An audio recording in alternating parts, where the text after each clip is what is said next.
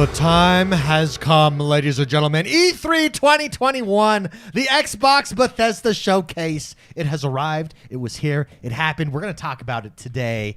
As always, I'm joined by the bros, the XoneBros. First is Mr. McSpicy. Hello, good to be here. There is Jord the man. And last but not least, I am X1. Thank you very much, everybody, for being here. We are the XoneBros. This is your positive gaming and Xbox community. Welcome. We had the Xbox E3 event.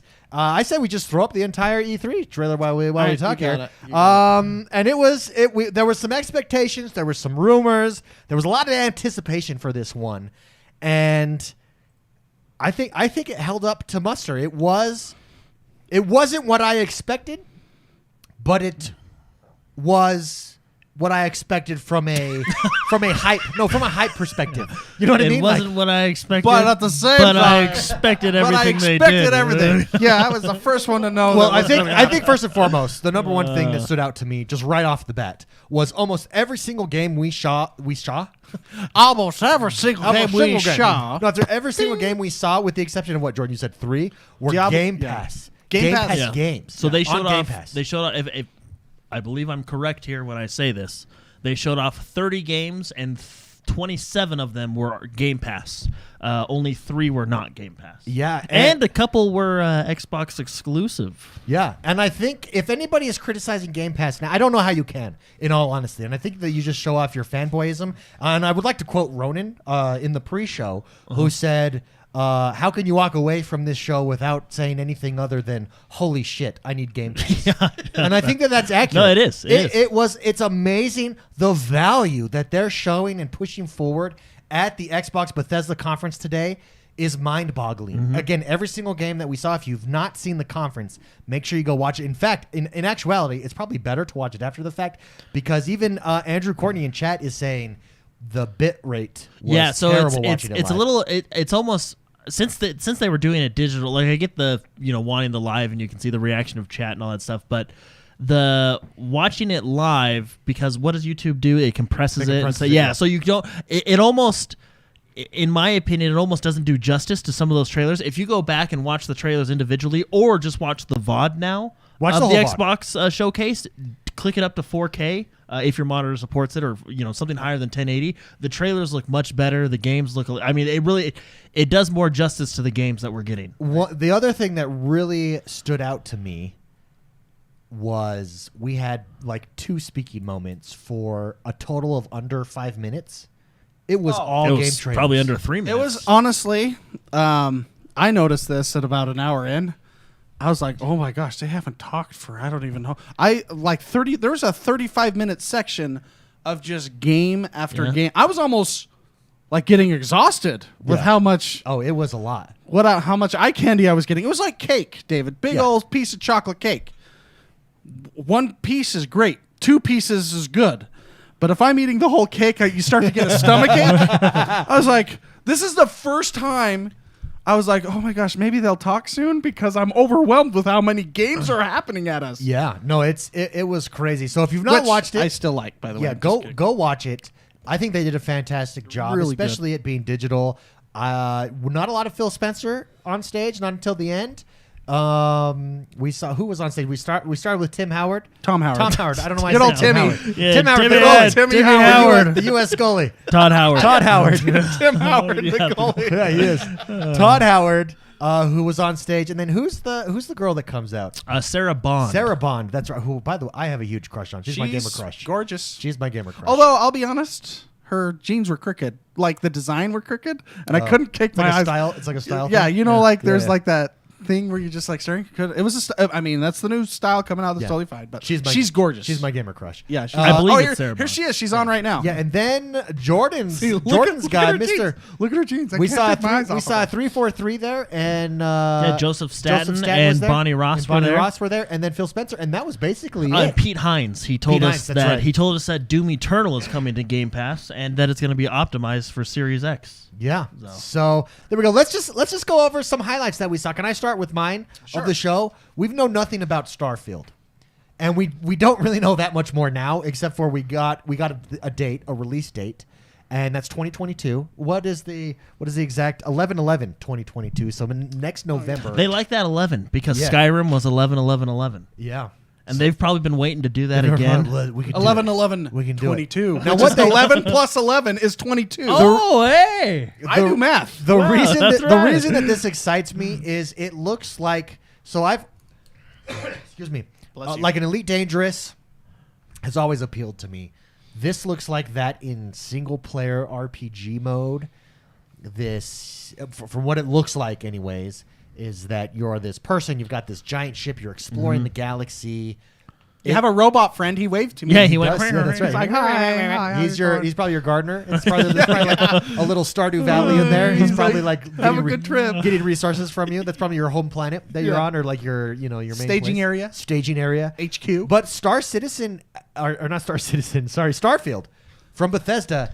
Just what little they showed actually got me. Okay, I can see what they're doing here.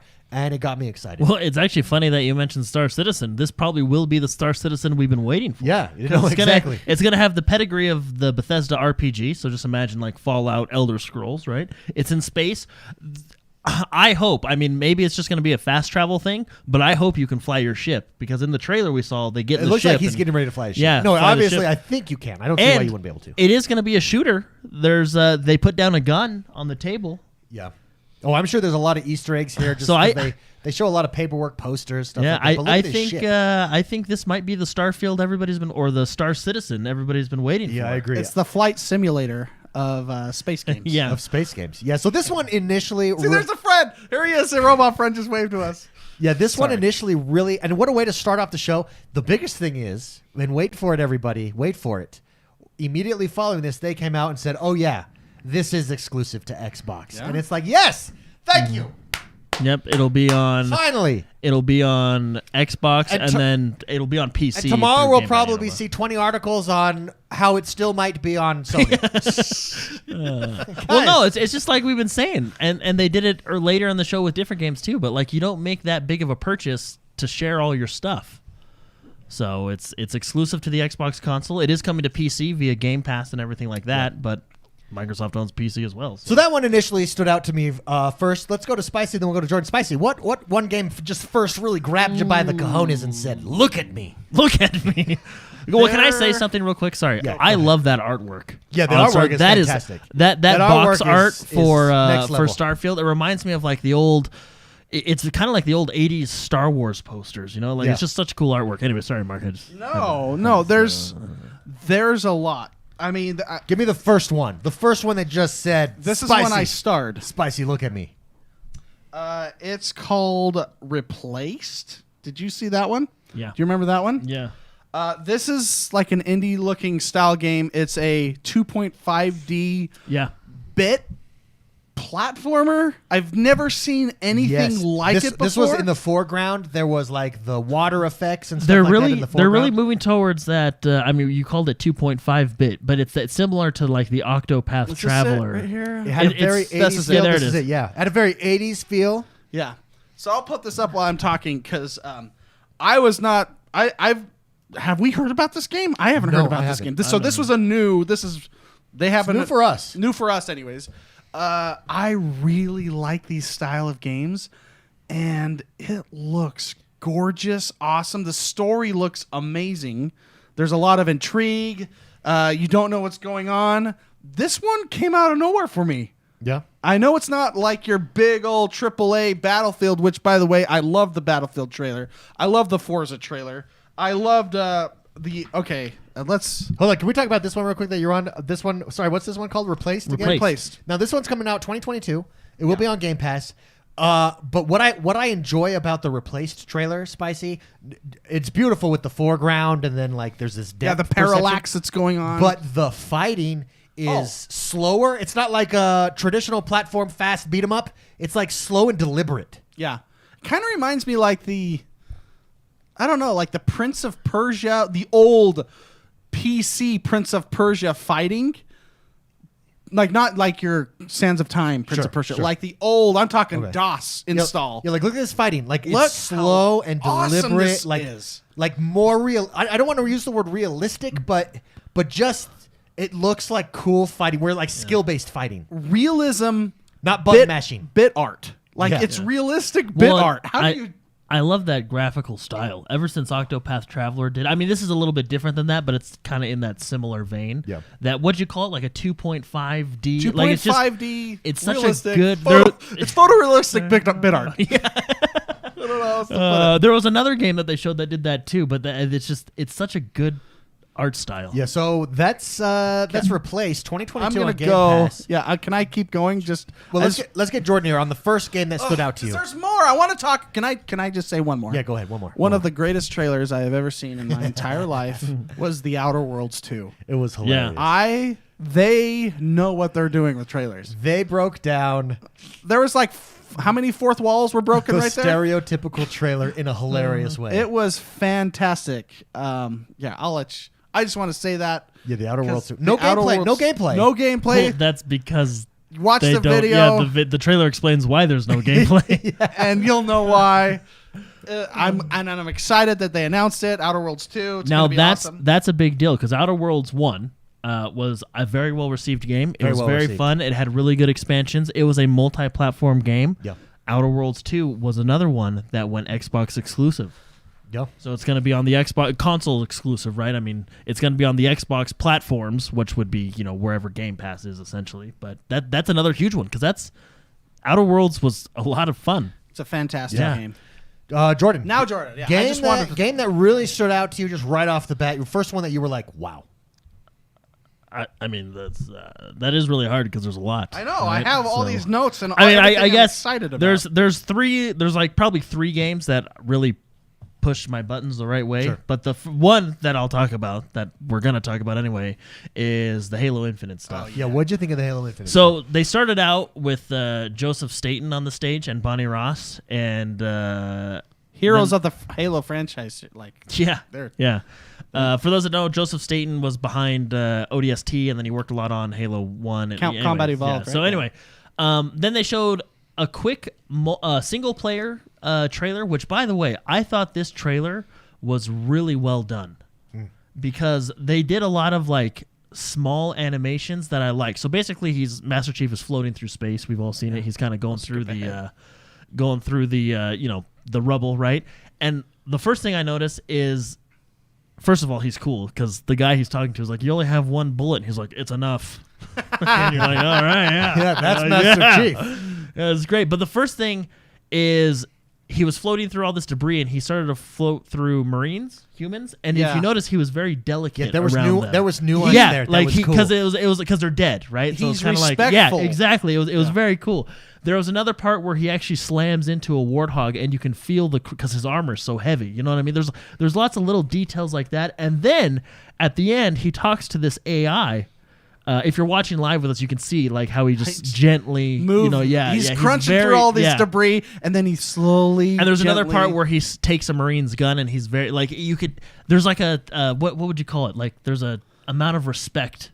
You know Yeah. what I mean? Like it's very cool. It humanizes respect him. and compassion. Yeah, exactly. It humanizes him, right? Right here, if you're watching live, he's reaching down, and he does it slowly and kind of moves things out of the way to grab the rifle from the Marine who's dead, right? But anyway, super cool Yeah, stuff. that chief's a good guy. Yeah, it was just it was a nice touch. You know what I mean? the, Super cool. the thing that Sony does so well is Sony shows off. They don't even show off gameplay. They show off story. yeah, And they do it in a very mature, very engaging way that pulls you right in and says, I want this game. I've not even seen gameplay. Yeah. I feel like that they did a good job. That was similar to what Halo did. Exactly, because towards the end of the trailer, he has this conversation with an AI, and they're talking about Cortana Yeah. and all this stuff. And Master Chief doesn't have an AI in his chip yet, so he takes this new AI with him. And just the way they explaining it doesn't do it justice. You need to really go watch it, especially if you're a fan of the lore and you like what's going on with the Halo universe right now, because it's a good interaction between Master Chief and this new AI Yeah. that we don't know much about. You And know? it's a cool story. Also, side note, I want an SD card slot in the back of my head as well. yeah. If you get AI like this, I don't blame you. Yeah. But it was kind of I don't know if it's nice that Chief has an AI in his helmet again. Oh, yeah. You know what I mean? Like Yeah. it's kind of The- heartwarming. The other thing is You know, they did talk a little bit about the world at the beginning, and one thing that I noticed is they said they did not use the term open world. Yeah, I think they use the term largest largest world space. It was something something like that. You notice they know this is the largest. It was very nuanced. It was basically to give you this idea that, like, it's the largest world we've built without saying open world, Well, because I don't know that it is. And what I think it's gonna be is like, well, kind of like that first level in Combat Evolved, where you got to choose. I mean, you basically ended up in the same place, but you got to choose which objective you did Which first. Marines you go save first. Yeah. Or if anybody's played like Gears of War, the new one, Gears 5, they have kind of an open world section. The one that I think it's going to be most like is actually Resident Evil 8, if anybody's played that. Resident Evil 8 has like an open world, but it's a linear open it's not, world. it's You know not what I mean? really Like, open world at it's all. like, yeah, I can go over here and get all these collectibles here and go here, and I actually unlock think stuff to I get here and here. You prefer know, that method over open world. but if you look at the map of Resident Evil, like every zone is connected, and you Yeah. can go to each zone, but the story is very linear in the way it directs you. You know, I think it's gonna. If you've played Resident Evil 8 all the way through to the end, I think it's gonna be similar to that type of open world. Yeah. Halo Infinite trailer. Vastly improved compared to last year. Awesome Yeah. trailer. Let's talk multiplayer, because that seemed to be more of what they highlighted here. So one of my favorite moments of this entire thing. This is maybe it's the nostalgia in me, but we just saw the clip of where you're flying up, he gets launched up, and then he shoots no scope a headshot. Yeah. And actually, look at my notes, Jordan. He says it no scope. Yeah. Like, you The know, guy, the the Halo voice? the narrator. Yeah. I think it's nostalgia, but it is the coolest feeling to do things in multiplayer that are crazy cool. You know, like Kill-tacular. Yeah. And I love the no scope Well, voice. I think they're going back to what works best in multiplayer. Jordan, tell me, Well, I tell me got some feelings that you got. Some vibes. I got a lot of like Halo 3 vibes. Which is good, because Halo 3 was really well done. I love and the reason I get that is because a lot of the stuff they did, like, these are all skill weapons. You know what I mean? Like, Yeah. they're like the no scope. Like, it wasn't, you know, there was no tracking or anything. Like, it was all, these were all skill shots that they're doing. Yeah. Melee combat, jumping into vehicles. They show off playing capture the flag. In chat, they're talking about jacking air vehicles with grappling hooks, and that's another thing. There may have been some people that were skeptical about the grappling and hook, because it's hook and not, stuff like that. it's not Halo because it does. traditional. Now, this is what I think. If you know, because I watched this trailer multiple times. of course. If you notice, especially when they go into first person, you can see the grapple hook on his arm even when he's not using it. And there's other abilities that people use with their arm. Like, there's one guy who holds his arm up and it reflects the shot back at another that's person. true. He didn't have like a grapple hook on his arm, so not all these characters have grapple hooks on their arm. I think the grapple hook and like the little reflecty thing that we saw, the reflect bullet or the reflect plasma arm ability, I think those are going to be the new, what would you quote unquote Spartan abilities. Yeah, you know what I agree mean? with Like that'll be kind of your loadout or something like that, and that's how they'll balance it or whatever. But that's what I think. I What don't if think they're power-ups? maybe on they, the they map? might even be power ups. Yeah, we and go back that's to another Halo thing. Wild? Oh, yeah, Or- sorry. I wanted to watch the multiplayer specifically, but go ahead, Jordan. Or Mark, you said power-ups and... No, yeah, it could be, because It could be too. No, that's actually if, very if they valid. stay to their traditional minus Halo 4, thing, it is power-ups on the map, and those seem like a power-up to me. Yeah, the Look grapple at the hook. DMR right there. Well, see, and there's another one. See, he shot like a radar grenade off his arm. So that's why I was thinking, well, like you said, they could be power-ups around the map, or they could be like armor ability. You know what I mean? Yeah. Which is very cool. Do you think this is their take on loadouts then? So they did do loadouts and armor. So they did armor abilities in Reach, which like there's the Spartan that could sprint, one that can jetpack, all that stuff. I think that's this version. That's what I think. But you brought up a good point. I didn't even think about that. They may be power-ups. Yeah. On the map as well, which is really cool. Another thing that I really enjoyed is at the end of the trailer, it shows samurai armor, which is very Halo 3. Wait, they did? Uh-huh. At the very Hold on. I'm end. skipping. I'm sorry. You'll, man. you'll, yeah, you'll see ahead. it. It comes up right here, actually. Yeah, it comes up and You'll just see it after right the see it in capture a the flag. sec. Yeah. It shows off samurai armor, which is very cool, which is very Halo 3 because there's samurai armor in Halo 3, which also you had to earn. Yeah, which makes me think there's going to be a lot of cool earnable is the key word. Yeah. Earnable Spartan armors that you can get, whether it's ranking up, having a certain MMR, all that fun stuff. I mean, it is going to be completely free to play, so I'm sure they're going to make their money somewhere. But seeing that armor and how they showed it off specifically, I don't think it's going to be like, hey, if you pre-order the game, you'll get this armor. I think it's going to be a specific earnable type of armor in the game. The fact that they're going, and we can't glaze over that, the fact that they advertised free to play is also very interesting. Also, right there, if we can rewind, notice when he throws up the shell, I think we're getting spray paints. I think that's what that was. Yeah, and I thought Showing that that too, off. and I thought, oh god, but I think we're going to get some of those things. There's a because feature that's not gonna be free to play, used. and I think free to play is going to be very good for Halo because it's going to just bring so many people into the game, into the genre. Competitive mode is going to be gonna pause next level right there. So right here. So what's interesting here? You remember the skulls you had to? he's collect? playing oddball. Yeah. Well, is this the oddball then? Is I that- would assume it's the skull. Yeah. Well, I mean, the skull was from even the campaign where you had to go collect everything. That's how you got the samurai. samurai. For collecting all the skulls. Yeah. So we're looking at this. Yeah. There's Jordan. There's sprays. There's a Master Chief There painted is on the wall, sprays. and that's got to be a spray. Yeah. There are sprays. In Well, I this guess game. I mean if they make you pay for sprays, I guess I won't really have to worry about spending a lot of money. So. I do want to just Well, roll see, through. Jordan, sprays. Sorry, David. Sprays are important in the fact that they make other things more beneficial. I guess sprays The are problem arises the lower tier. when they just give you sprays. That's when it becomes a problem, Yeah. i.e., Overwatch. Yeah. That's when it's a deal. Just running through chat on the Halo. Now, if you haven't seen Halo Infinite, go look it up. It's a really good trailer. Really got us all excited. But where's the samurai T-Buck armor? says It's coming up in just a the second. linear rifle looks sick. There it is right there. Oh yeah, you're right. But look how they showcase the samurai armor. They specifically show him, Yeah, they do. right? Right there. Look at that. And then they do zoom in Yeah, it's very that's specific. true. Yeah. I don't know why I did. I See, think I and was the just- fact, look at free to play. Very interesting. So since we have Game Pass, doesn't matter to us, but you don't have to have Game Pass. This is going to be available to everybody. I think that does a couple things for Halo. I think that gets a new generation of Halo players in, which I think is very ambitious. I think it's a good move by them because, let's be honest, if you've grown up in the Fortnite age, let's say you were 10 when Fortnite came out, you're now 17, 18. you're a man. Fortnite, you've gotten other games like Apex, you've gotten I don't know, all these free to play games that you don't have to pay for that are multiplayer. Halo is taking that wall away and enticing you and saying, "Hey, come play what you're used to, but come play it better here in Halo." I mean, when you go free to play, you automatically have a higher audience, right? I mean, Yeah. look at Call of Duty Warzone, right? The base game Call of Duty is paid for, and then Warzone is free to play, and Warzone has an insane amount of player count, right? I just want to run through chat here real quick. All on Halo. Everybody in chat super excited. T-Buck says that linear rifle looks sick. Nerdluck says the hook shot to the Banshee, though.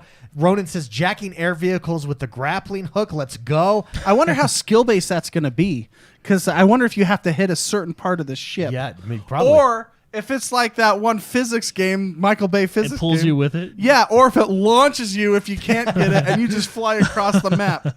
Andrew Courtney says this game gives me Halo 3 vibes as well. For No, it really multiplayer. does. It really does. Dark Knight says this trailer looks amazing. Absolutely fantastic trailer. Beast says the hook shot to the Banshee had me like, whoa.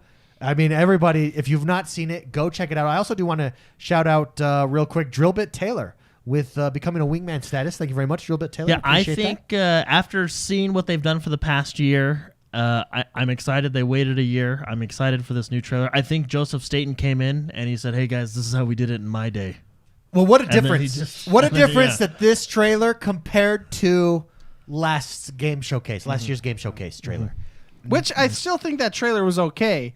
It's just some of the art in the game was not ready. Well, what they could have done, if they don't want to show off the gameplay art, right? Like if it's not ready, just show a story like they did here. And I think that's fully the move of the new creative director. Or just put like pre-alpha footage. That's why you get This go footage out- might suck. That's why you go out, but that's but why you the go game's out. better than Yeah, but that's why you go out and get a creative director, and the creative director says, "Hey, let's show off this cool, badass story and really get people hooked." Well, see, and this trailer alone, like just let's jump back to the single player stuff for just a second. Those little nuances that he did with the Marines and how he slammed his armor up against, like those little details. What's the word you used? Compassion, right? It made him seem like through his actions, they're telling the story about him. You know what I mean? And I think Joseph Staten, one of his strong suits is storytelling, because I think he, So he did ODST, which, by the way, I thought was one of the best campaigns because I really enjoyed how they told the story. Sure. Which is just the back and forth, time jumps. And then I think he helped write story on Recore. So I think story is one of his strengths, and I think that trailer is a direct representation of him being ahead of the game right now, Yeah. Halo Infinite releases this holiday season, and we figured that. This is going to be the big selling point by Microsoft. I think chat is having an interesting discussion that they're talking about the only concern that they have is that there's not a hard date, so they're worried that it might be delayed. I think that's a valid concern, but at the same time, it gives more. Freedom. It allows for more hype to be happened in 2 months when they announce a date. Yeah, I think can I say what I think is happening here? Sure. So, as a community, the head of community for a game, sure, yeah, you have that good perspective. that is a deliberate way to say it will be there for holiday 2021. We don't have a specific date at this time, so they don't plan on delaying it. Because we do this all the time. Inside, you say it's coming soon. And when it's supposed to be in quarter 3, it's coming in quarter 3, but you don't have a date nailed down. Yeah. You want to make sure everything's nailed down first. I guarantee you it's coming holiday 2021. Yeah. I just don't think they have a specific date. And I bet you it has less to do with if the game is ready or not, and more to do with what is everybody else releasing, what is the best date to release, when we can own the day, when we can market it. Stuff and even if Ronan said in chat, keep it away from Battlefield and Call of Duty. Yeah, exactly. You know what I mean? Like, so exactly. You're gonna want to have a time where you just absolutely own 3 weeks of So press. I wouldn't be surprised if they even went deep into December because we're getting Battlefield in October. You're generally going to get a Call of Duty in November. How deep in December can you go though? I don't think it has to be early December. I don't think you want to because if the 12th. But if you're using this to drive Xbox sales and Game Pass sales, you want it early enough. Because people shop long before December. I don't. When I shop on release days, David. Yeah, that's when I shop. Honestly, I actually kind of hope it'd be December because we have Battlefield in October, and then we have there's a couple other games coming out. There's Forza November 9th. Yeah, so December, and see, there you go. Let's jump back to what EA did a few years ago. You do not want to make the mistake of going Battlefield, Call of Duty, Titanfall 2 3 weeks in a row. Here's the thing, you know what I mean? I don't think that's as big of a concern because it's Game Pass. Because it's on Game Pass. So it doesn't matter if you've got all these games coming out. If four of the 5 games big in that month are on Game Pass, Halo just adds to that. But they're using Halo to get people into Game Pass. You still want players not to buy Halo. No, yeah, but you still want players to flock to the game day one. I mean, you want those numbers. Yeah, and also you got to keep in mind too, they might be trying to line up events surrounding the release of this, whether that's tournaments, Twitch streams, stuff like that. I guarantee you, there's going to be big streamers streaming this. Yeah. Look, so they're trying to line that stuff up. If it's delayed again, that would be unfortunate. I mean, if it's delayed, it's delayed. I tend to lean. I think you're right, David. I think it's more of a. I think they're waiting to see what else is. They're lining up marketing stuff. They're making sure all their ducks are in a row. It won't be delayed. That's specifically vague so that you don't have like you said, you can have a press day of the. Yeah. It adds. I think it's a way to add hype and still making sure all your ducks are. Regardless, super exciting, man. Super. Anyway, there was that. Exciting. That was one of the games that I was excited for. Can I get to the next game that I'm just super stoked for? Yeah. And so much so that I'm going exclusive with this game on my other channel. Oh, And that is Forza Horizon 5. And there was a lot of rumors surrounding Forza Horizon 5.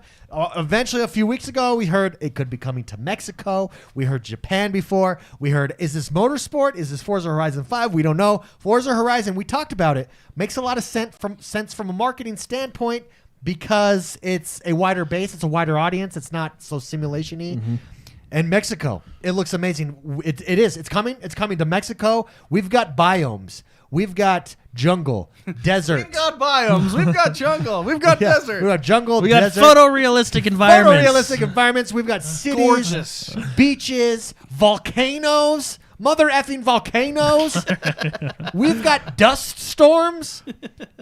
It looks really good. Spicy, you said this to me before the show. this is the best looking game you've ever seen. They really highlighted it in game. The palm trees, individual leaves. The cactuses, individual needles. They did a really good job. Well, later on we're watching the trailer while we're talking. Poor intern. I know. Later on, they show just random landscapes, and then the cars kind of like come through it. The random landscapes look real.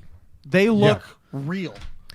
It looks really good. It is. Yeah, it looks ray gorgeous tracing. First time ray tracing in a Forza game is it's. Don't coming. they have ray tracing in 4? Well, but Didn't it they didn't add launch with it. Okay. Yeah, it didn't launch with it. This is a game that I'm sure that they had it in mind. They prepped Yeah, for it. It's yeah. optimized for it already. I think this is their chance to show off what the Xbox Series This Xboxes got are me. capable This of. got me so excited. I said, "To hell with Vigor. We're going. we're going Forza Horizon 5.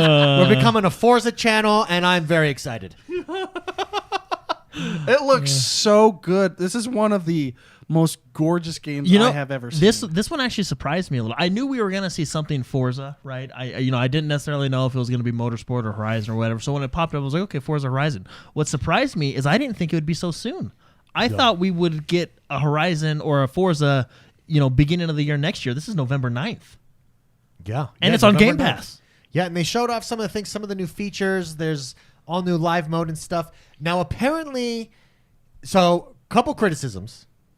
I have 4. a big criticism. We do not want it to take 4 hours in order to start Oh, playing the please. game. Jeez. That's probably the main Oh, one. my goodness. The one that I'm a little bit questionable on You're probably mean you're wrong. is there's still seasons. Oh, okay. And I'm curious at how these seasons will run. The language that they use is interesting because I think they recognize that seasons Sucked?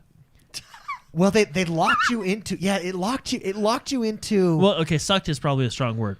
I appreciate when developers It blew. I appreciate when developers take a risk, right? It's how you get new and good game mechanics, right?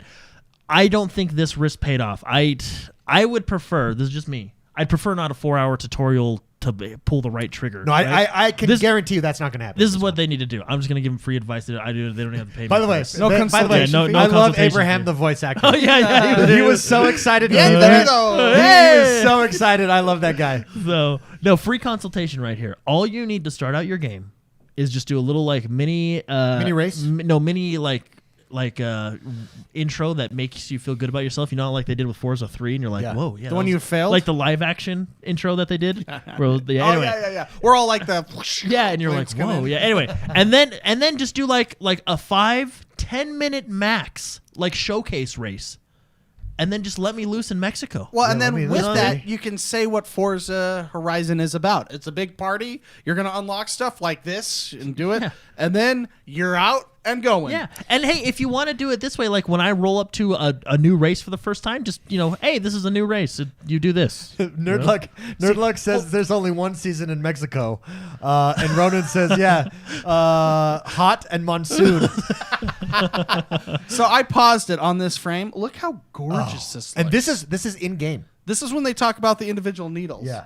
And obviously, They go had watch this interns do trailer that. on your own to see because it's not probably going to do justice Yeah, because here. compression and everything. We're doing this live, but these scenes blow my mind how good they look. Oh, gorgeous. Well, no, it's just look, 5-10 minute intro of a showcase race where you can have your jets flying over, your crazy jumps, your switching cars, all that, whatever you want, and then just let me loose in Mexico.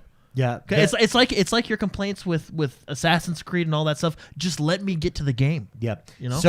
Do you know how many accidents are avoided in this trailer? By I the know way, a lot. Like this guy's a good driver. Yeah, there is so much going on. So whoa! So everything. Oh my God! Just like Forza, they renamed it new stuff, but just like Forza, it's AI. So everybody you're seeing in the race is an actual player, and they're using that AI stuff. I forget who said it in chat, but they took, and that's one thing that really popped. Look at the skies. They took 12 hours of 4K footage for the skies. Well, that's what just they did to with the. develop skies. I think they did that Did that first with Australia as well. yeah. Forza Horizon 3.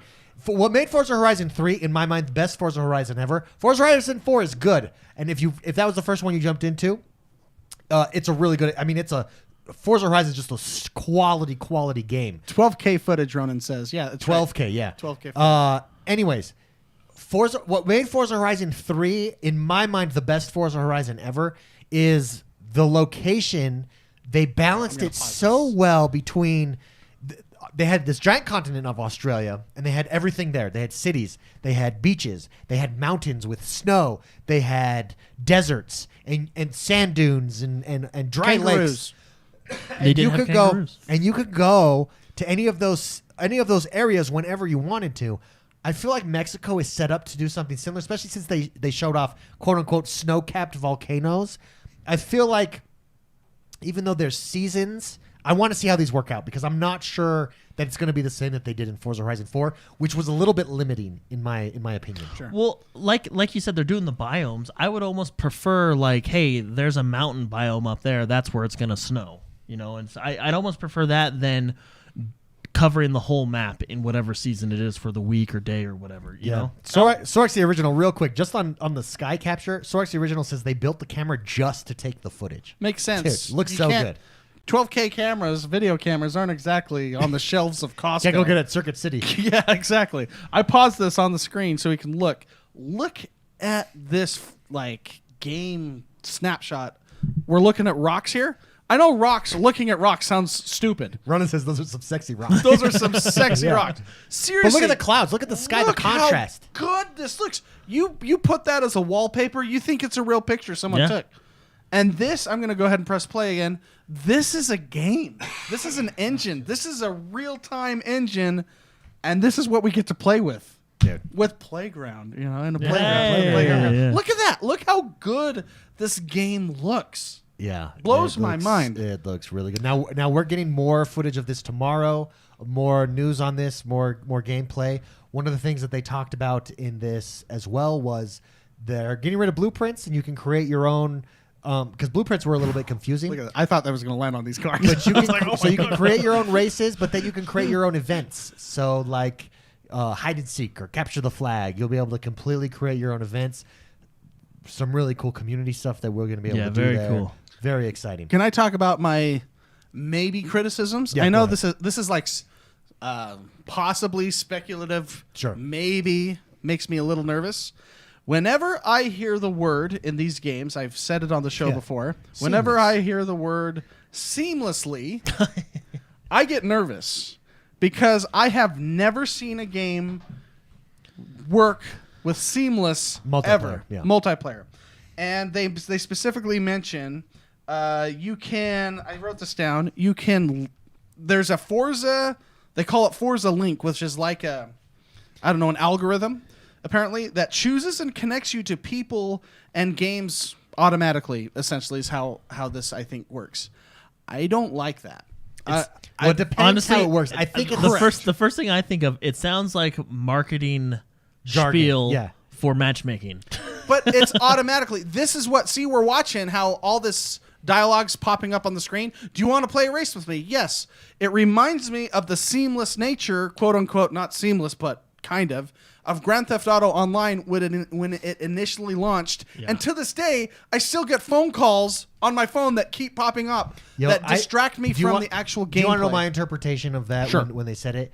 It all has to do with the AI stuff. So like, sure, drop in, drop out.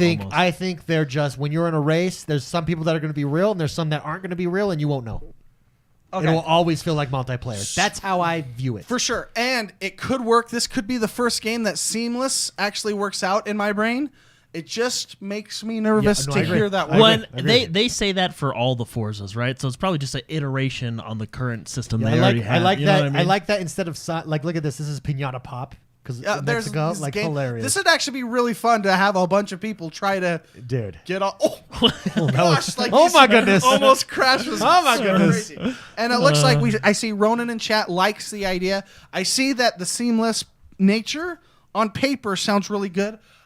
My butt clenches a little bit, when I hear that word. Because as long as there's no cell phones involved, it's probably. I know. That was Lester calling me every 20 seconds, telling me there's a heist going on. So Forza Horizon 5, I'm very excited. It looks amazing. Cool. Very, very excited. So that's my only maybe criticism. So mine is seasons. My big question mark is seasons. I want a little bit more information on mine seasons. is the tutorial. No. But regardless, I'm very excited. This has huge potential. Yeah. huge potential. Console seller, David? Console seller? I think in the racing genre, if you're a racer, Forza's it. Yeah, it is. Yeah. And I don't. Here's the thing. I don't know if it's a console seller, but I think it's a Game Pass. Another reason to get Game Pass. Game Pass, yeah.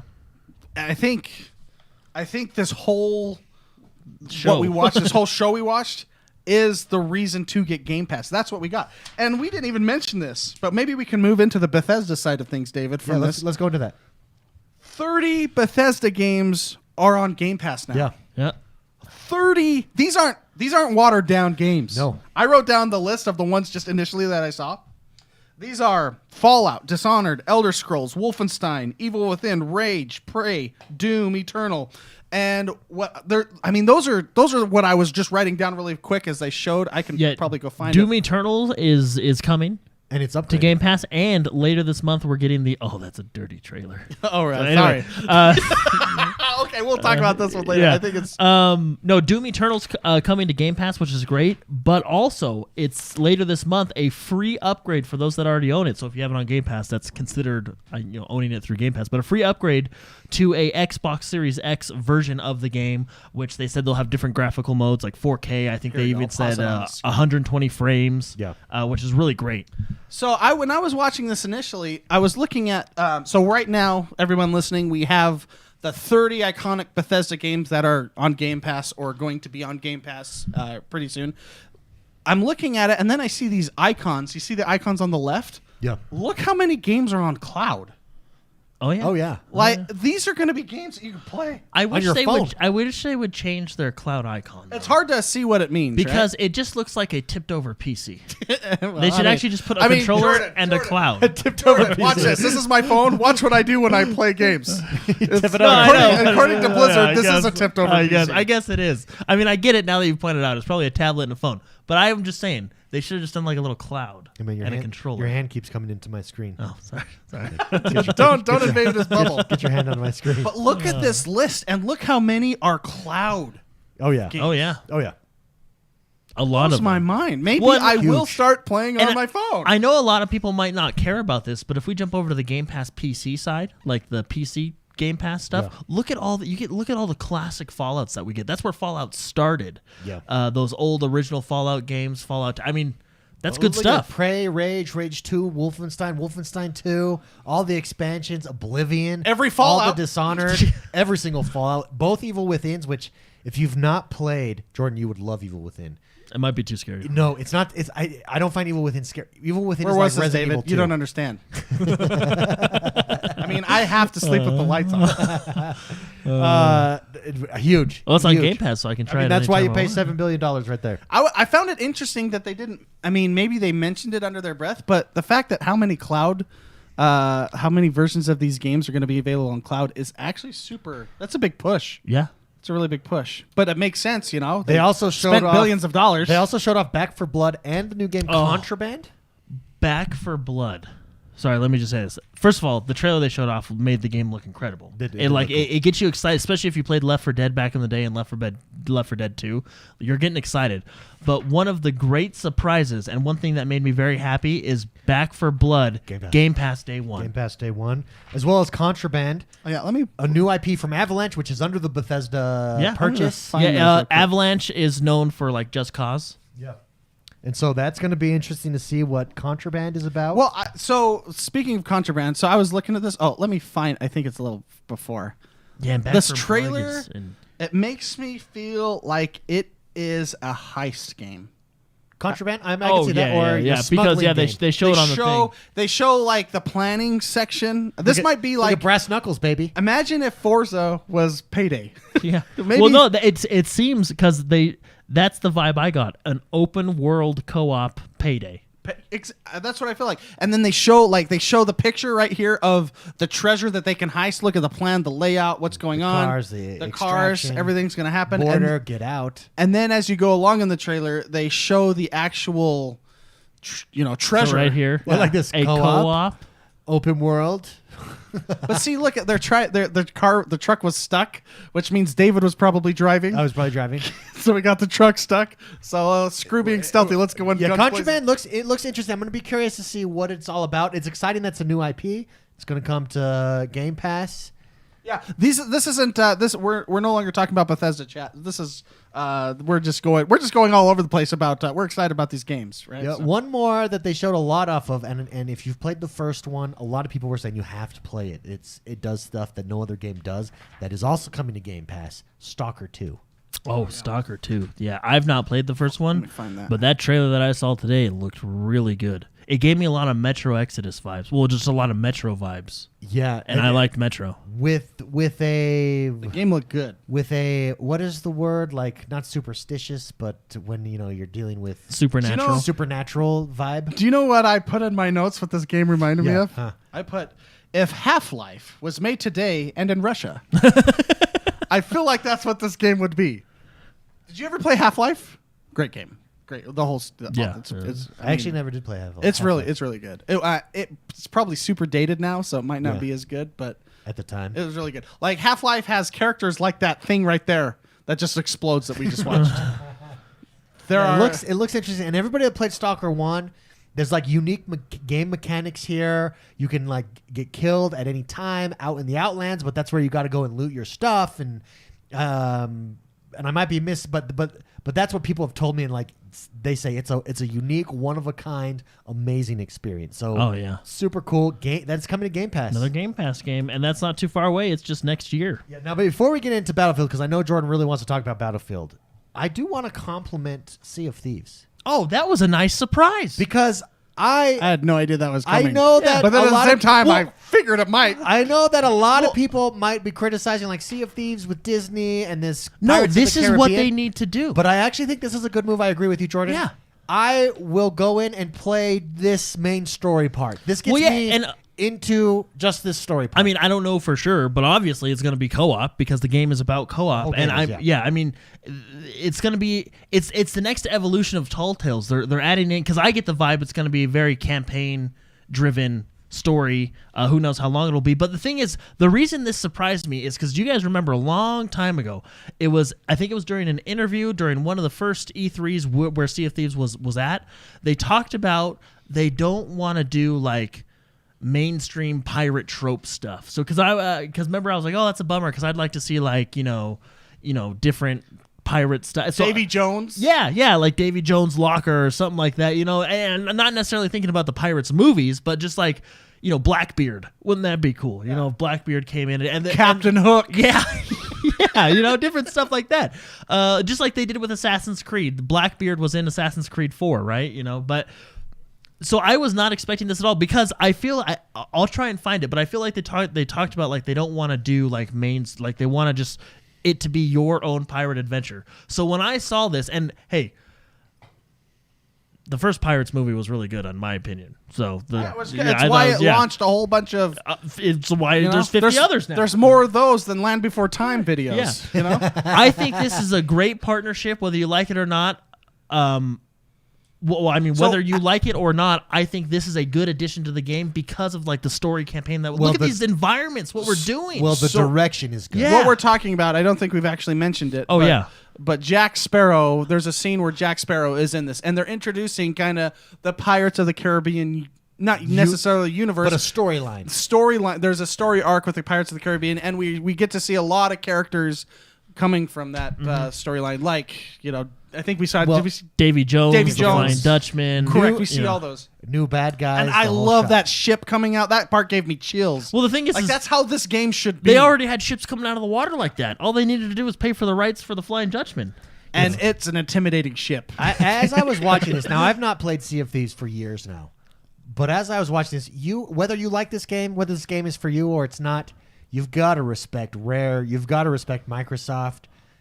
Sea of Thieves is crushing it, and they're doing a great job, and this is further proof of that. And it's the next iteration, I think, as to what Sea of Thieves is going to be. Well, let's. I mean, this gets me excited. I don't know how long this campaign is going to be. I don't know what necessary if it's going to be similar to Tall Tales where we go. But I mean, obviously, it looks like there's cutscenes and there's a lot of story driven stuff here. Like this is not the typical Tall Tale that's in the game. Like this is full on storytelling from what we're seeing here, and that's what I hope we get. I can't wait to see what they do with the next one. You know what I mean? That this. You can always add to this. Yeah. You can just like ESO does. It's just chapters. Like this is the Pirates of the Caribbean chapter. You can do another chapter. one, yeah. I prefer this method over Tall Tales, to be honest with you. And I did like Tall Tales. I thought Tall Tales Yeah. were really well done. But anyway, Yep. Sea of Thieves. Okay, let's get. Oh, and it's free coming at the end of the month. Let's get to Battlefield 2042. Now, I thought this would have been huge if they could have said, and it's on Game Pass. Yeah. I was like, whoa. Do you know what's funny? For a second, you know when your mind breaks for a little bit and you're looking at something and it doesn't quite work as well?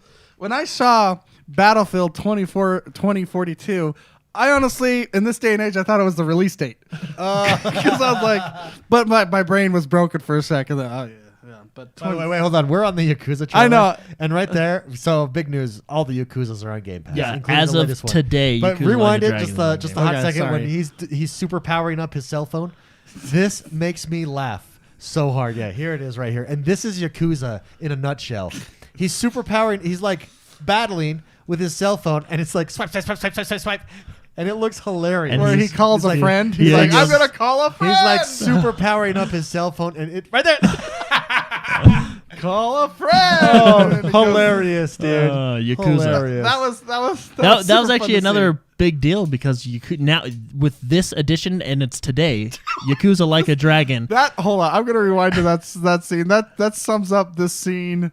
Hold on, let me. Oh, did I miss it? Where they're all in diapers. They're all in Yeah. diapers, and he's like, "What is Yeah, happening?" Yeah. he smacks him with the. But anyway, yeah, Yakuza Like a Dragon is on Game Pass as of today, and all the other Yakuzas are on Game Pass too. So I thought that was kind of a nice little So good. touch. Having this like diversity of games, on Game Pass is necessary if you want Game Pass to succeed worldwide. And they're doing a great job. Battlefield 2042. Let's talk about Battlefield. Yeah. Let me start So- with can I start with my initial impressions? And then Oh, Jordan, yeah. you can do a Oh, deep yeah. dive. My initial impressions were I love When things blow up. the verticality here. Yeah. It's to me what it's doing is it's creating this really interesting perspective where there's 3 battles going on in this 128 player match that is happening. And that is there's the ground battle on the ground, and that's tanks, that's people, that's infantry, and then that's the air to ground battle that's happening as well. Then there's the air to air battle that's happening that you can see all over the place. And then there's the sky battle that's happening on the rooftops of skyscrapers and cranes. There's a grapple hook. There's a squirrel suit where you fly. It looks awesome. Yeah, they're doing a lot of stuff that I like. Let's Doing hey, a lot go of ahead. stuff that's awesome. Go ahead. they're deep doing a dive, lot of Jordan. stuff that I like. I mean, the trailer was the reveal trailer was really good because it showed off the sandbox, and then is Battlefield. and then there's this trailer, the gameplay trailer, which is I guess a gameplay reveal trailer. Can you go back? Can I show you something that's awesome? yeah. Show me it. Go back to that tank running over the car. Watch this. Oh, sorry, it's too far. Yeah. You went too So far back. I sorry for people that are listening, but when you watch the trailer, you'll understand. And look at this. A tank's going to run over the car. Look at the physics of the tank and how the wheels crunch up, like how a tank should move. I don't know how far back. Just go back to where the tank drops on the ground. Okay, that's like at the Right here, beginning. right here. No, right here, Yeah, right right here, there, right here. Yeah, right here. It's Right next. here? This is it? Okay, sorry. So anyway, it's that awkward. We're waiting for that moment. The physics. So yeah, though. no, the physics Which is, like, by the way, that, like, Here it is. So what? fire. Yeah. So right after this scene, watch when the tank runs over. Look at its tracks. Right. Oh, dude. So Shooting coming up. cars in the air. Oh, dude, this game. I know it's gonna be. Well, they brought back the sand. Look, watch see the tracks. How it like or they even move. the, how they the move. tires Yeah. blew out Yeah. vertically. For So- those or listening, that horizontally. was about 20 minutes and 48 seconds Yeah, into the yeah, trailer. yeah. Anyway, all right, back to the. They're doing a lot of cool stuff. So the trailer does an excellent job of showing off the sandbox of the game. And I think that's what Battlefield 5 was missing. you've Remember talked a while about that, ago we yeah. talked about the 3 pillars? They're nailing the one pillar. I'm going to pause it on this so we can talk about The this. sandbox of the game, and this feature I think adds to the sandbox. So we paused it on a part where you basically can change the loadout of your gun. It's called the plus system. Basically, what you can do is you can't change the current gun that you have, but you can go into a sub menu, and it's very similar to if you've played Crysis, where you pull it up and you change stuff. But you can change the muzzle, the sight, the foregrip, and the magazine that you have. all the bonus attachments to your gun, you can rotate out, which is interesting because right before this part in the scene of this trailer, so a windstorm came and everybody ran inside and some people went into the elevator and now they're changing their guns. I found it, me and Jordan were talking about this earlier, I found it very interesting that this happens right after the sandstorm. It makes it so you can adapt your guns from an outside long range maybe to an inside urban combat inside a building style gameplay. So there's that versatility of the loadouts that you can do without having to die. Also, can I mention, I think it's a genius way to reset vehicles by having a soundstorm come in and kill the tornado. everything. Well, actually, what's I think interesting that's genius. is if you they have jumping. So the Mark nailed the plus system. That's basically it. You can without dying, you can change from a long range gun to a close range gun, depending on your situation, which I think is great. Now, what's interesting, so they're adding back weather effects, and we got to see a lot of weather effects in this game. Now, what's cool about this is a tornado, which is what you see, and a sandstorm, to my knowledge, are actually two separate weather effects. So because there's other maps where it's just a tornado that comes in. So we actually got to see a sandstorm come in, and then a tornado came in to turn into like the biggest dust devil you've ever seen in your life. From Stranger Things. I feel like we're playing on Stranger Things. So I am a tiny bit worried about the tornado stuff. But is it going to be a nuisance, or is it going to add to the game? I think it needs to be. I think it needs to be done very carefully. Well, and I think very look at taking out aircraft. It's taking out. Let's watch that again. Oh, by the way, the squirrel outfits are awesome because you could probably stay in the air forever in that storm. Tornado, Because look at the physics here. The choppers are struggling. It's getting sucked around. You can see the aerial fight that's going on between people right here. I'm going to pause it. You can see the aerial fights, and they're being spun around a big old funnel of terrifying twister, and they're still in combat. So, Spicy, you think this is a way to balance the vehicles? I actually do. Look, I'm going to pull it back to before when they all run into the building. Watch how many vehicles go down here. This is it right here. So we're watching. Well, look at the physics of the trees, the wind, the debris. Watch all these vehicles just go skadoosh. Well, look at cars are flying now in the air. Run inside. Yeah. I feel like this is get inside. This is a genius way to mid-map, like mid-game, reset the vehicles. Now, what's interesting because it can get really unbalanced. Well, what's interesting too is that I think there's I like some. this. Sandbox, they're showing off the sandbox. sandbox. That's So what this cool. trailer is doing. What they It's the did, everybody they sandbox, were watching, is they drove an ATV off the roof into a helicopter. Off of a skyscraper that had C4 on it, right into a helicopter and blew it up. Now, what they're doing, I think there's some legitimacy to what you're saying about it wiping the map, because there actually is a feature in the game where you call in your own vehicle now. So basically, gone are the days where you're waiting at the spawn for the tank to respawn. You can actually call in your own. That makes it. Now, I don't know how that's. Well, sorry to interrupt. Go ahead. Well, I feel like one of the hardest parts about playing Battlefield is not being able to play in the vehicle that you want, because someone's always camping it, and right when it spawns, it's gone. Yes. Now, that being said, I don't know how helicopters and stuff will work and jets, but when you see the tanks coming down, those are call-ins from players. Okay. And actually, it sounds like the way you have to do it, and this may be kind of annoying, you have to do it from a tablet. Like, it's like the old commander system, you know what I mean? Like, if you call it in from a tablet. I think that's a bad move. Yeah, I do too, but we'll see what they do and how it works. That's just assumption. That's that's what a lot of people are talking about. I personally hope there's an in-game way to do it. Remember that was commander mode? Yeah, commander mode. Although, didn't you guys actually I just didn't turned out to like commander mode? Well, because it leveled me up.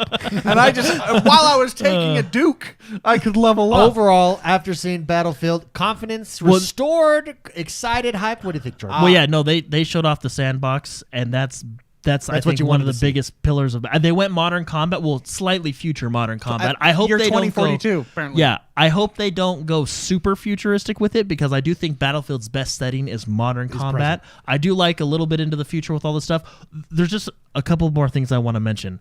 They've changed the class system, which it'll be interesting to see how it works, and I kind of like it. So you have your 4 classes in Battlefield: Assault, Engineer, Heavy, and Support, or Scout, whatever you want to call it, Recon, depending on the game.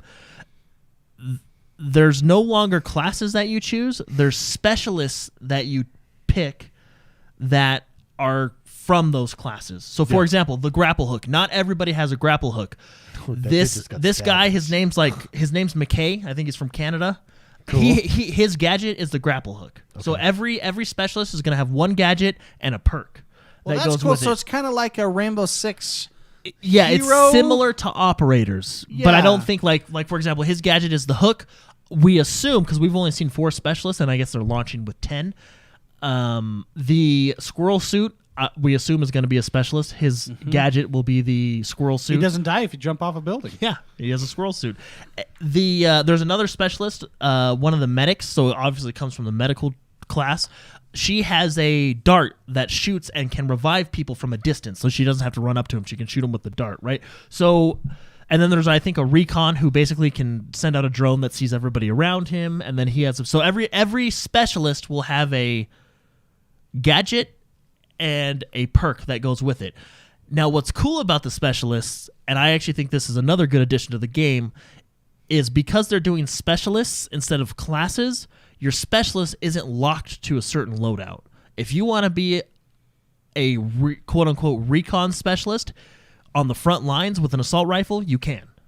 So you're not, just because you're picking someone who should be in the recon class, in traditional Battlefield games, you can still carry an M16. You don't have to have a sniper rifle, which I like the freedom of being able to do that with your loadout and different things. Anyway, I think that part's really cool. And then I guess it's worth mentioning the scale of the game. 128 players, 64 versus 64 for one game mode. Now, that is just on next-gen consoles. I think isn't it 124? Or is it 128, so it's 64 versus 64.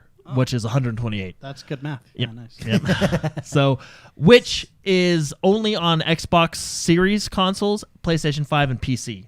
Older consoles have the traditional 64 player, and the maps are actually scaled back to those consoles, so they're not. So this is intended to be a next-gen experience. Well, at its best performance, right? Yeah. But that being said, if you do only have an Xbox One, it is tailored to that console, I guess, if you would say that. A lot of games here at the Xbox Bethesda Showcase. Let's wrap up with 2. Let's wrap up with Flight Simulator. Oh my gosh, it's already been over an hour. Flight Simulator. Then there's a lot of games, there's a lot of games like we missed. Like Psychonauts, Fallout, Party Animals, which looks hilarious. Yeah, that looks like a game. That looks like Spicy's game. Human Fall Flat, but with mini Human games. Fall Flat, but you fight each other. It's like a party game battle royale. I called it Smash Human Fall Flat with animals. Yeah. A Plague Tale 2, which looked pretty cool. Yeah, Requiem. Interesting anyway, story-based. Slime Rancher 2. Shredders. Now, Shredders really appealed to me. It's a snowboarding game. Yeah, by riders for riders. By riders for riders. Yeah, that's right. That's what they said. Yeah, I wonder if it's going to be... And it was super chill. Like, that's a game that's not supposed to... like you've had 10 Red Bulls and you're like amped up. It's a game that you can just relax and snowboard down a mountain. Yeah. Well, I didn't look too much into Shredders other than the trailer, but I wonder if it's going to be more simulator-y. Because I think it's more 1080. That's what what it reminded me of. Yeah. If 1080 was built today. Yeah, which might has some simulation aspects, but I think it's going to be that hybrid. It's the Forza Horizon of snowboarding. Oh, okay. Anyways, a lot of games. Go watch the trailer. We can't cover them all. But there was that many. I want to talk about real quick, David. I know we're trying to wrap up a little bit, but after Halo, they had Diablo friggin' 2. Oh, Resurrected. And that trailer and that series was fantastic. So let me ask you this. I actually had this question that I wanted to ask you guys about Diablo 2. I never played Diablo 2. The first Diablo I played was Diablo 3. Okay. In 2021, when Diablo 2 drops in this remade mode, will it be superior to Diablo 3, or will it be hindered by old mechanics? By the game that changed all other games? Yeah. Well, that's what I'm saying. Like, because what Diablo 3 has is it's very smooth. It's very, like, the combat is really there. It perhaps doesn't have the depth that a Diablo 2, or they tweak some things. But from a gameplay standpoint, will it be superior to Diablo 3? Because that would be interesting. Well, I would, the case. I would hope, because, like, for example, Diablo, I think that one of the reasons Diablo 3 feels so smooth is they don't have 8-directional stuff. So, like, back in the day, you had 8 directions you can turn. You couldn't do a full, theoretically, a full 360, right? I mean, there might be some purists out there, but I would hope for this remastered version that they basically make it... Because it looks Diablo 3 smooth with Diablo 2 story. Yeah, right? because the reason that I asked that is it looks good. It looks really good. And if it's that good, like an iconic game that changed everything else, in my mind, if the gameplay is the same or similar to Diablo 3, then why would you not just play Diablo 2 could be a better selling game in 2021 than Diablo 3. Do you know what I'm saying? So you're saying? So wait, what are you saying? You're saying does this overshadow Diablo 3? Oh, when 100%, in my opinion, 100%. Like someone that's the never Lord played, of Action RPGs. Like, that's what. No, but someone that's never played Diablo 2. It's not like for instance, I don't think if you've never played Halo Master Chief, if you didn't have play Halo 1 before, I don't think you go back to Halo 1 and you're like, oh, this is better than Halo 5. Yeah, I don't think you do that. But see, here's the But deal. you do that with this. But with shooters, I think shooters are much different than these dungeon crawler games. I think these are similar to platformers, where they hold up a lot more. I think you can even still play the old version, and yeah, you're limited to what, the 8 directions you can walk. Yeah. But that's kind of the charm of the game. Like, look how good that looks. Yeah, it looks really. They They did, Well, and I it's think really exciting. I 8-player co-op. I would assume. I mean, maybe they'll have a classic mode, but I would assume they'd get rid of the 8 directional. I mean, they'd make it. Well, it looks More, like from the battle that I'm seeing, it does look like it's. Yeah, and what I'm saying is that's kind of. I don't think that's a limitation like frame rates is a limitation in shooters. Yeah. I think that it's part of the charm of the game, and to this day you can still play NES platformers, and they still hold up. Yeah, that's true. Because you're not necessarily worried about Twitch. Well, what's really cool is it looks like they've redone the cutscenes, which is fantastic. Something I wish they would have done for Warcraft Reforged. Some of the best cutscenes. Well, here we Yeah. go. Let's jump into Flight Simulator because that's on everybody's mind. But I just want to say I'm really Yeah, and excited. by the way, Yeah. Flight Simulator is coming out next month. Next One of month, my everybody. The end of next on month. the Series X. Cooper Top Gun add-on looks cool. Yeah. So what happens is they showed off Flight Simulator. You can fly. Here's flying with your friends. Oh yeah, Looks And that really comes good. out of nowhere. And then Yeah, I know. goes to the Maverick song. And there's a Top Gun add-on launching from an aircraft carrier. Jordan, Flight Simulator on the Series X. I was telling Spicy before the show, I think a lot of people think Flight Simulator is a very niche game, and I think traditionally it has been niche because you need a very specific rig to play a joystick to get hardcore. But on a console with controllers, Flight Simulator games work great. I'll give you an example, and this isn't Flight Simulator, but flight games. Star Fox, right? Number one selling game because it just feels good flying with joysticks. Flight Simulator is going to be that same kind of feel, but with realism in this epic world on a Series X where you're not missing a beat. I think it's going to get out of a niche game. I think it's going to be a big game for Microsoft. I really do. I think this game sets Microsoft apart from any of the competition because there's nothing else out there like it on any other console. No, exactly. Well, and I was actually talking to our barber about this game. I said That's when you know things get real. Yeah. When It's at the when we bring barbershop. up the barbershop discussions. So no, because he was asking me, what I think is going to happen. Am I, we're talking about any maybe surprises, and I said, well, my surprise would. I mean, I know they're going to probably show off Flight Simulator, but I would like the surprise to be like available now. You know how they do that like every year, oh, it's available now. Unfortunately, we have to wait another month. But that's Yakuza okay. was July that surprise. 27th. Yeah, but I think this is, and he's excited to play it too. One, because it's on Game Pass, and he's a big plane guy. But he didn't play it with as much on the PC, so he's excited to play it with us on the console. And it's just going to be fun to fly around. Yeah. There's Well, something about. I mean, I'm going to be using my Thrustmaster, but Well, some of my greatest moments in life is when me and Jordan hit the Grand Canyon together and just stared out the windows together. now a thing of beauty. Now do it in a It is- freaking F-15 here or whatever. yeah. Can you imagine like flying through like we're the closest big city to us is Salt Lake City. Tomcat. Can you imagine flying through, up through the university on this? Yeah. So no, I'm but gonna do flybys and get the fat guy with the coffee. I want to spill someone's coffee.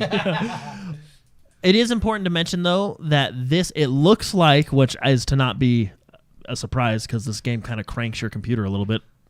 It looks like it's only Series S and X. Yeah, it is. Yeah, It's not just- the previous gen. So you It do would have to have a actually- newer console. It fried Loyal Doyle's graphics One of our card. community, very friend of the community, fried his computer while we were playing with him. He said, guys, there's smoke coming out of my computer. Well, do you And it remember- literally fried his graphics card. Do you remember when I think it was on the show I said it? I was like, yeah, the game actually runs really smooth. It's pretty optimized. But that was like we had only played like an hour, right? and that was before we pulled up what usage it was using. That game uses it uses a lot. It comes up with a warning and says, if you have data caps, don't Oh play yeah, this because of the game. streaming. But then, like, if you look at how much RAM and CPU, it's actually pretty. It's a pretty intensive game. So I'm 24/7 downloading the updated satellite imagery. I'm really impressed that they got it to as high fidelity as they have it on these new consoles. you Yeah, know? I mean, I think this sets the Xbox Series X apart. I think this is going to be a bigger selling point than we can imagine because I think this removes the entry to barrier that made this game niche for so long for a lot of people, i.e. a big PC rig. And you can play as Maverick this fall. I know, that's awesome. This fall When they for had free. Top Gun, oh my The last gosh. game that I want to talk about that I find interesting, and we're getting a lot of these games coming out, this team-based shooters campaign against hordes of mobs. But this one looks interesting and it looks unique. And this is from another game, benefit of the Bethesda purchase from Arcane Studios, a new IP, Redfall. Oh yeah, Yeah, let that me pull looked up. very the, interesting. And the difference here, it looks like single-player co-op. So, like, it's a campaign co-op, rather, I should say. It looks like a campaign co-op game, and instead of fighting, it looks like Diablo. It's Diablo with Left 4 Dead teammate based Diablo Overwatch. No, I got a lot of I got a lot of Left 4 Dead vibes from it. Yeah, but it's with vampires and Oh, yeah, and, yeah. and supernatural beings. And yeah, Ed, we have powers. Yeah, you do have We can like powers. shoot mind That bullets. guy's gonna be spicy with the hooded dude. Totally. I'm the phone YouTube guy. And I think Jordan's the girl that can float in the air. He's the utility character. Or this invisible dude. Oh, that's Mark. That's me, With the of course. sniper. Yeah, I'm so the it looks like range sniper. it honestly looks like Left 4 Dead with hero-based abilities. Like every hero has an ability, you know. See, That's exactly what it looks like. I think it looks. I like the idea of this being like these supernatural. Well, yeah. Players that you're playing. That's against. Jordan right there. Yeah, dude. Sure. Floating power, us up. See, floating remember, in the because air. you're calling the shots. You're the raid leader, Yeah. and you're saying move to the building top now, and you throw down that elevator, and we all go up there. See, Look, dude, and then your bad guy's this like ultimate vampire dude that now you've got to beat down. Yeah, no, this is a really And his cool game, and it's assistants. coming. It's coming summer 2022, so it'll probably just come around to E3 next year. Yeah. Yeah. But no, and then this is the other one that was a Xbox exclusive. But that again, that's just a benefit of that Bethesda deal. Dude, fantastic. Very, very exciting. no, yeah, they're gonna lean on that deal like crazy because L- it costs them a lot, let's- and it'll make them a lot. Let's get into some questions. We took some questions. We'll just get into a couple questions I'll start this week. I'm gonna start the press conference over. Is that okay? While we talk about Yeah, this? to submit a question, you can do so each and every single week over on YouTube, youtube.com/XoneBros. Everybody that's a member has access to the questions. I do want to start with, let's go to It's Mint. It's Mint says, hey, bros, what game were you most excited for? Let's skip that part and let's go, what game has you going, meh? Was there a game that was like, eh? I've got one that initially I was really excited for 2 years ago when we saw it, and now I'm just like, doesn't do a lot for me not because it's not going to be a good game, but because other games appeal to me so much more, and that is 12 minutes. Well, 12 minutes when we Yeah, saw it 2 yeah. years ago, it was like, oh, that looks interesting. Yeah, I that would looks I would cool. probably agree with that. And I now don't think it's going to be a bad game. I just think I'll be interested in other games. Yeah, there's just so many other bigger hitters here that I'm like, meh. I think we've seen it, and it really didn't show us much more. And I think that's probably why. Because Yeah, I really that's think it's an interesting concept. I like these games. It's like a puzzle, time puzzle. I love those kind of games that are just different, that are my in-between games. That, let's say I've been playing Valhalla for 3.5 months, and there's another open world game that I'm about to play. This is the in-between game that I'm really going to enjoy.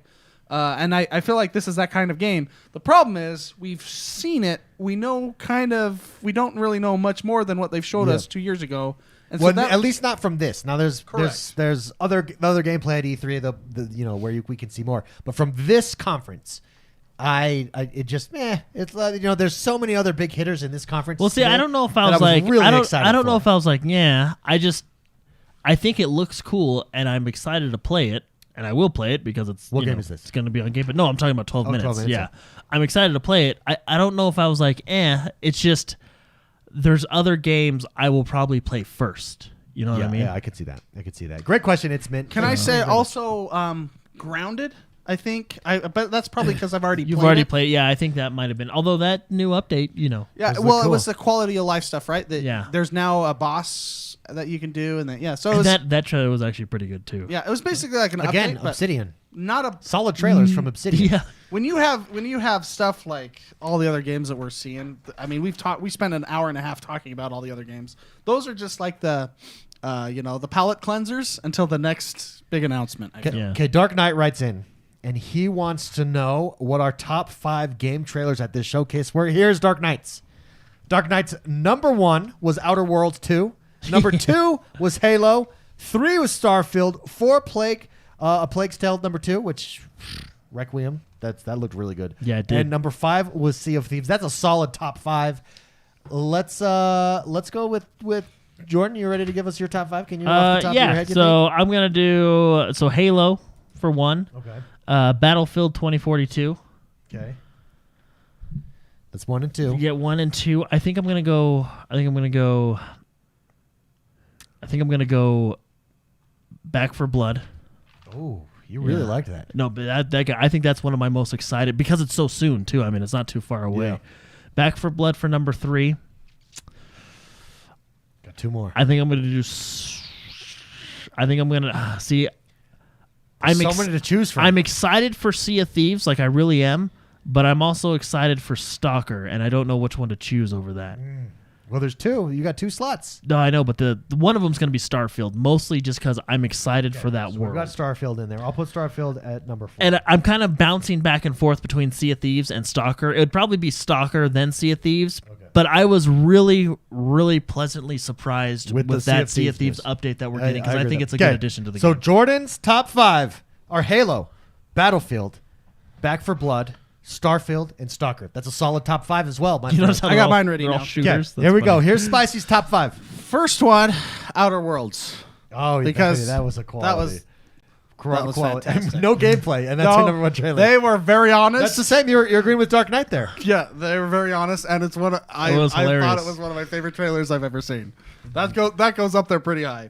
Talked about at the beginning of the show. Replaced. I feel like that just touched me in all the right places. Which, for it looks like an indie style game, that is crazy to me. That's right before Halo is the next one. So Halo is my third.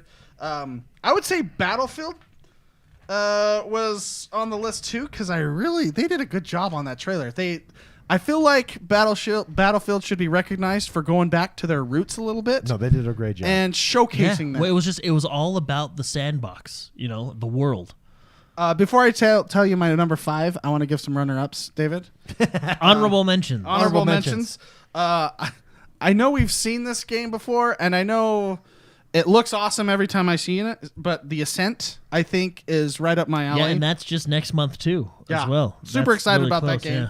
So I've seen a lot of stuff on that, and that's just a game that just screams spicy all over it.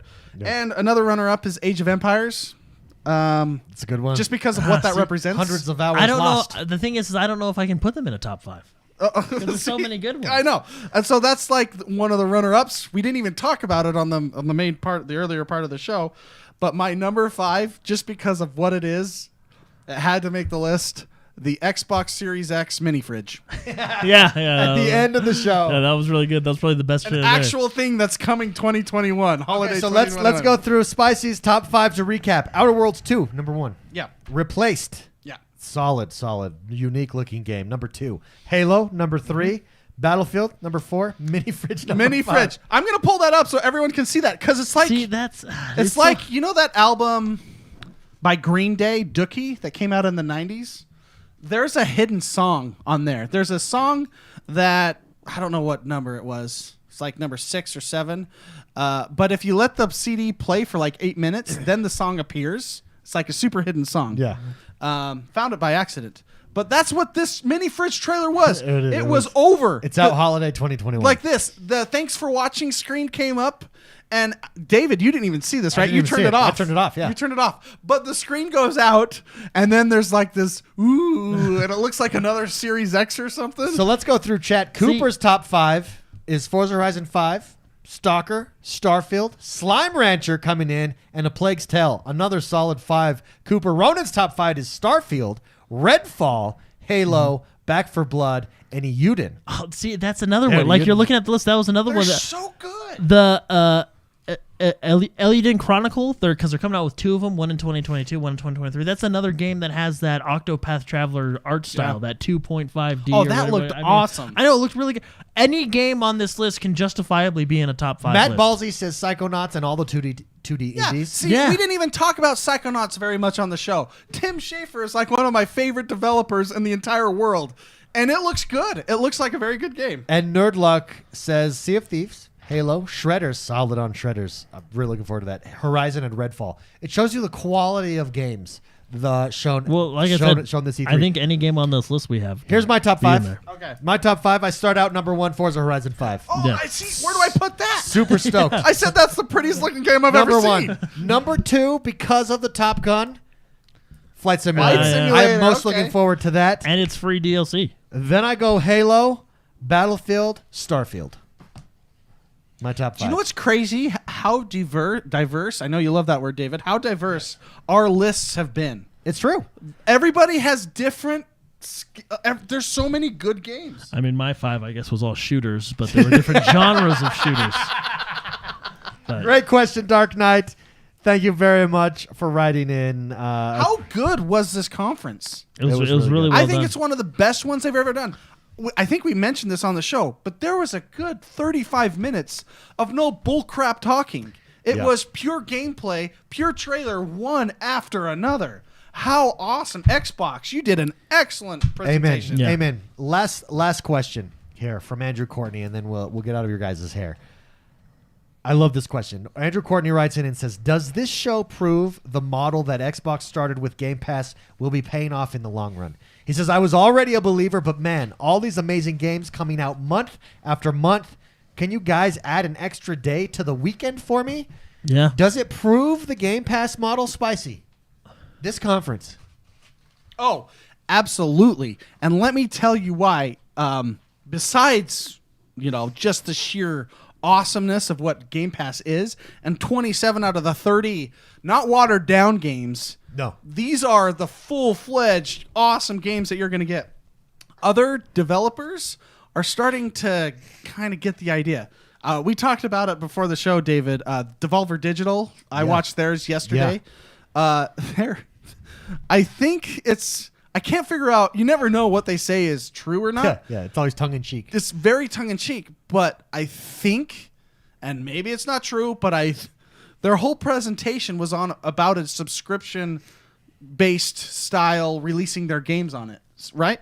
I feel like Microsoft was the first mover in this We've been talking about that, huge change of how game media is released. Well, what's interesting is they did a post. The head of marketing, I believe, came out and talked about it, and then it was actually on Xbox.com or whatever, Xbox Livewire. This post, and the statistics are showing. And let me see, I'm doing this off the top of my head here, so I could be wrong on the percentages, but it's showing. For instance, it's something like gamers on Game Pass are playing 30% more game, Give or longer, take, longer games. Something like 40% different games. So they're playing games that they've never been playing before, and it's working out. Basically, you can go look it up. We did a YouTube video on it this week, but the post talks about how it's good for gamers, Microsoft, and developers. Like gamers are playing games on Game Pass that they would have never otherwise played. They're playing different genres of games than they would have otherwise played. One of the interesting things is it said, hey, we have all this data. We could see what you were playing before Game Pass existed, and we can see after. And what it shows is that you're playing more games for longer in different genres than you were before. And it's true. I'm taking risks. I'll give you an example of a game that I probably would never try. That is Psychonauts 2. I never played the first one, so I'm not invested in it, and I don't know that it's a game for me necessarily. But with all the hype that's out there, it's coming to Game Pass, I will be trying it out. And that's just, and it could be a game that this jewel in my life that I never knew existed, and that's good for developers. That's good for Vermintide. Vermintide was a game we never heard about, we never really were into. That was And we all Pass. jumped in and Fantastic played it, and it was amazing. And that it gives you this freedom that you otherwise didn't have. They also found that gamers in Game Pass, they're actually spending more money outside of Game Pass buying games. And I can attest to that too. That's been true anecdotally in my life. Since I'm so satisfied with Game Pass and I'm able to play this variety of games, if there's a game out there that I know is not coming to Game Pass, I am not only more willing to buy it, I just buy it right away without thought. I'm like, well, I'm saving all this money. I'm just going to buy that game. And so I can see it's working all the way around. Now, I do wonder about a Devolver Digital. I do think we're going to see, and we're seeing it right now in the Netflix quote. Do you think they were serious, or do you think they were more so making fun of it? You got to watch it. It's actually a really. I enjoyed their presentation. I always enjoy their presentations, but their presentations are more of like a satire on the whole industry. Yeah. But I really do think, and it fits their paradigm, it fits their mold and where they are in the industry to have a service to get indie games. Yeah, I think we're going to see a lot of. I mean, for instance, EA has theirs, Ubisoft has theirs. I think what is going to happen, and we're seeing it in the Netflix, Amazon Prime, HBO Max space. There's only going to be a few survivors that survive long run. That's my question. And I think Microsoft is set up. First movers are going to be there. Yeah, first movers are going to be there, but also breadth is going to be there. Microsoft has so much power. Well, so much variety. That's what do you think someone like Devolver Digital can do that? Because Microsoft, we don't. Look at their library, right? It's so huge. If you're a fan of Digital, if you're a fan of those types of games, you're playing Devolver Digital. Those types of games are on Game Pass. Well. So what? So what subscription do you pay for? Like if you're only going to pay for one subscription, you put them on. I mean, you make a Discovery Plus, you make or whatever. You make a HBO Plus. You just make whatever you want, and you pull those from Netflix, and then you make your own. Yeah. That's what they did. Because when I was watching Disney Plus did it. When I was watching the Ubisoft conference, they were pushing their Ubisoft Plus. And they're starting to do the same thing, like all their new games day one on Ubisoft Plus. You get them, and I think to myself like, well, how long until Microsoft? Because if Microsoft can get Ubisoft Plus, I mean they're golden because they already have EA Play, and I think how. It was satire. Satire, okay, thank you. So Chad just said it was satire. By the way, can I just Miami? Can I just tell you, Devolver Digital is so cool. You know their last like 4 presentations, how it's been like this whole storyline going down the rabbit hole. All this intrigue. Okay, spoiler alert. I'm going to say how they started this. Sure, go ahead. Which is funny. I have to give a spoiler alert for a media presentation on at E3. Okay. The whole thing was a board presentation by one of their employees showing what could have happened in the last 4 years. Oh my god, it was fantastic. They are fun trolls. They are. What's so funny? So you remember last week we were talking about how they showcased that there was a sign of Hotline Miami 3 in the back. We saw pictures of it or whatever. They had a box. They showed a box for a good couple seconds that said Hotline Miami 3 fan requests. And it's just like a box just sitting there. It's so funny. It was the most trolly thing because I got so excited. It really was. Andrew Courtney, to answer your question, I think we can all summarize. I think this definitely proves Game Pass. It does, yeah. And I think it's going to be very hard. It's hard, if not undeniable, the value that is Game Pass. Yeah, no, it's going to be interesting to see as Game Pass keeps growing like it does, what like Sony and Nintendo will kind of do to answer that, Yeah. I do think they have to Can you respond. imagine a Nintendo Pass? There's a lot of heavy hitters. Yeah, Nintendo Would they do that? They don't ever do anything what everybody else does. I'm not sure that Nintendo needs to. They still charge full price for 15-year-old games. They re-release them. I'm not even sure that PlayStation needs to, and I'm not sure that they will until and if Game Pass just becomes so overwhelmingly popular, you have to. Yeah. And by then, that's going to be an interesting move to see. Can you? Once the dollars shift, once they start seeing significant decrease in their purchases of their exclusives, not necessarily, I don't think they're consoles, but once their exclusives are taking a hit, I think that's when, and maybe they're already prepping for it, and maybe it's too late at that point, but I think that's when they need to actually have a plan in place. Do you think it would just be their exclusives? Because their exclusives are to get you to come to their console, right? Because they're taking a hit. Well, they're taking a hit with third party. Like, for example, we saw what was it through the court case or something like that. We saw the marketing contract For Resident Evil. for Resident Evil where it said you cannot be on a service. You know what I mean? Obviously trying to prevent because they're obviously taking those third party hits. Here's the thing though, what PlayStation has been good at and is good at. Well, yeah. Is exclusive stories. They're all in. They bring a gun to a knife fight. They exclusive Call of Duty, exclusive Destiny content, exclusive Call of Duty content. Why would they not go after big hitters themselves? They're very aggressive with their business skills, and I think that they would be. But I think, but that's what I'm saying. With. They're losing that. They don't have the exclusive Destiny content I don't anymore, I don't know if Destiny's they on Game yet. Pass now. I don't know if they're losing it yet, but that's what I'm saying. If they start seeing their exclusivity stuff not be doing as well as they had hoped, that's when the red flags are going to start going bing, bing, bing, bing. Yeah. And I don't think we're there yet, but yeah, because in all honesty, we're still in trial mode. Yeah. How does this work out long run? Does this move people into your ecosystem? And once people are in your ecosystem, it's very hard to get them to move. Mm-hmm. And so that's going to be the case. Because you have this library. And it's not only do they get into your ecosystem, but are they pulling people away from other ecosystems? That's going to be the question. The big test on Xbox Game Pass, in my mind, is going to come in the PC space. Because Steam still owns it. We're Xbox Game Pass people. We're Game Pass for PC people. And yet I open up my Steam. Steam is where my library is. It's not on the Game Pass PC version yet. Could I just say Hades? The game that we're looking at now. Yeah, we never Hades. mentioned it. Hades looks absolutely being crazy. Beep crazy. Looks so good. Yeah. Anyways, it's very interesting. It's very fun. It's a fantastic conference. We've been very well done this to year. the last 3 conferences. Last 2 we were in person. This is the 3rd one here, and I think in all the generation of Xbox One, I think this was the best conference that Microsoft put together. Agree or disagree, guys? I think this is the best one they've ever had. No, this one's really good. 30 minutes of injecting my arms, hype, and gameplay of games. That's what that was. Yeah, no, absolutely it was really good. I think it was a perfect. I don't know how they could get better. Yeah, even a mini fridge at the end, a hidden mini fridge.